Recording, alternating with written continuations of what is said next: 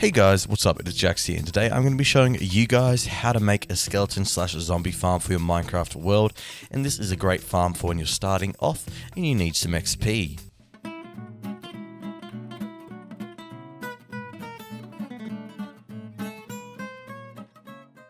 So here is the bottom of our farm. Now this setup is pretty simple. It is one hopper going into a chest with a slab on top of it. So that means we have minimal iron use, which is great for all those new players out there on their new Minecraft worlds, because it means you don't have to go get loads of materials here. But like most skeleton farms, all the skeletons get pushed into this area here, and that allows us to whack them like this with our sword. Now of course you can use whatever type of sword you want, but something with looting and sharpness on it will kill them faster and get you more drops.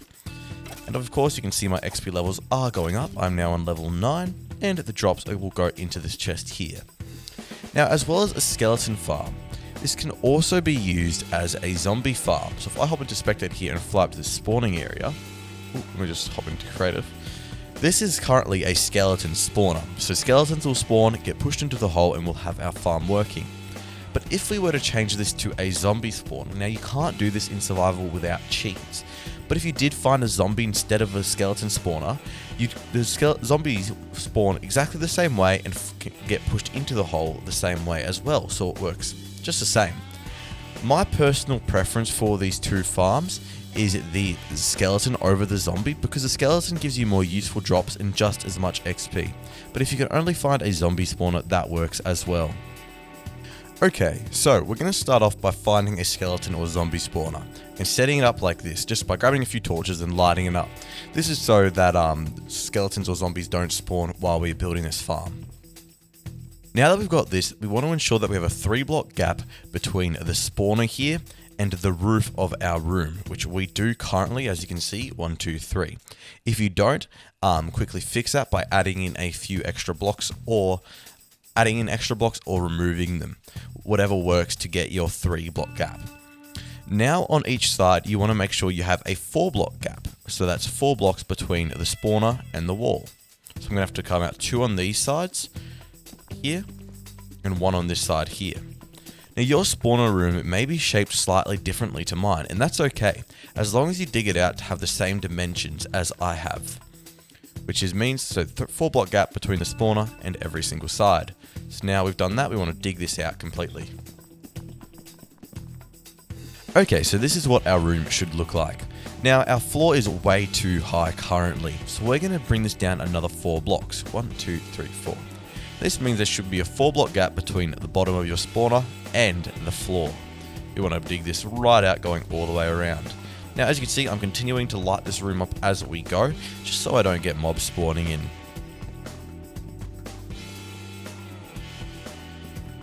Now of course, if you do run into something like this, like I've got over here where we've got a cave, just place in a wall to fix that up. You just don't want it to be open, but a wall simply fixes that.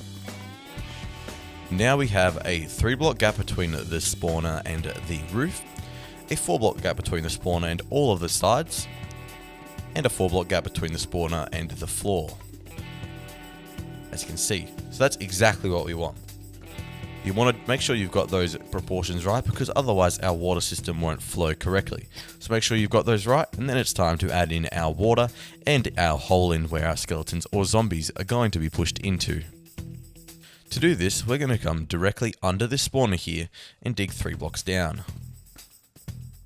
Then going to each of these corners, place in a water bucket. And if you've made your room the correct size, all the water should flow to the center and stop right at the hole, like this. This is what it should look like. Now we're going to go down to the bottom of this hole here, jumping down. We're going to go to any of the sides and dig 2 blocks out like this, and then 1 block down. Then break this block here and this block here, place a chest there and a chest here. So we should have a double chest, and one of the chests should be under our spawner. Now, place a hopper going into that chest with a slab on top of it, then place a block directly above you. So this is our killing area for the skeletons here. You can then continue to dig out a nicer space to move around in. It can be as big or as small as you want. Now here is where you want to place in your ladder to get up and down out of this skeleton farm. What you want to do this is stand on your chest and count 6 blocks out. 1, 2, 3, 4, 5, 6. And on the sixth block here, we can dig straight up like this, and we can go right to the surface. And as well as this, we want to place in some torches, and like this. Now, you can place a ladder, scaffolding, whatever way you want to transport up and down here, or even some water. A bubble column might even work, but it's up to you.